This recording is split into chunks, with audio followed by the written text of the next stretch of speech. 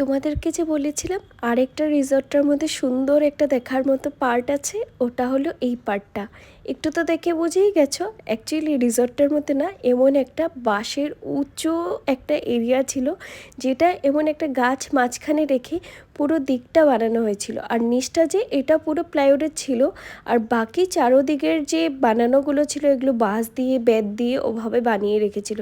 দেখে হয়তো বুঝতেই পারছো।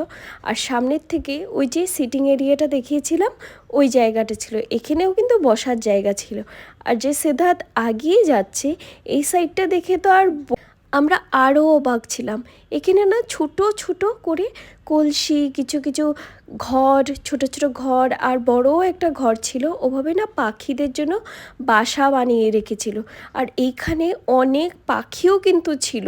কিছু পাখি আমাদের মনে হচ্ছিল মারা গেছে, বাট স্টিল অনেক পাখি ছিল, কেন কি পাখির আওয়াজ আমরা শুনছিলাম। আর ওই যে দেখছো বড় ঘরটা, ওটার মধ্যে আই গেস পাখি ছিল। যতই আমি জায়গাটাকে দেখে যাচ্ছিলাম না, ততই আমি আশ্চর্য হয়ে যাচ্ছিলাম। এত সুন্দর নেচারকে আগলে ধরে রেখে কি সুন্দর বানিয়েছে। না হলে তো আজকাল রিসর্টস হোটেলসের নামে শুধু গাছপালা কাটাই দেখা যায়। গুয়াহাটিতে তাই হচ্ছে, অন্য অন্য জায়গায়ও তাই হচ্ছে। সত্যি বলতে ভোপালের এই জিনিসটা এত ভালো, যার কারণে ওয়েদারও কিন্তু এখানে ভীষণ ভীষণ ভালো। আরও হয়তো দেখার কিছু জায়গা ছিল, আমি বলতে পারবো না। আর একটু টাইম চাইলে কিন্তু এক্সপ্লোর করতেই পারতাম, বাট সিদ্ধার্থের কিছু কাজ ছিল, তাই আমরা চলে যাওয়ার জন্য বেরিয়ে পড়লাম। আর এই এন্ট্রেন্সটা যেটা দিয়ে এসেছিলাম, এই এন্ট্রেন্সটাও কিন্তু খুব সুন্দরভাবে সাজানো ছিল। গেটগুলো দেখতে পেরেছো, পুরো উডেন। আমার এত ভালো লাগছিল না। আর এই ফ্রন্ট এরিয়াটার মধ্যেও সুন্দর গাছ লাগানো ছিল। আর এই যে রিসর্টটা, এই রিসর্টটাতে আমি নামটা ভালো করে দেখে রাখছিলাম, যাতে আমি নেক্সট টাইম আবার আসতে পারি।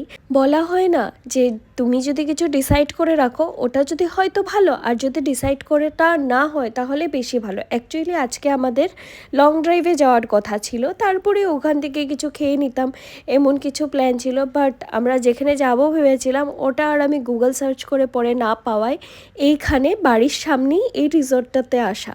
তবে এই রিসর্টের ভিডিওটা তোমাদের কেমন লাগলো আমাকে কিন্তু জানিও। আর ভালো লাগলে প্লিজ একটা লাইক করে যেও। আর সবাই খুব খুব ভালো থেকো। দেখা হবে পরের কোনো ব্লগে।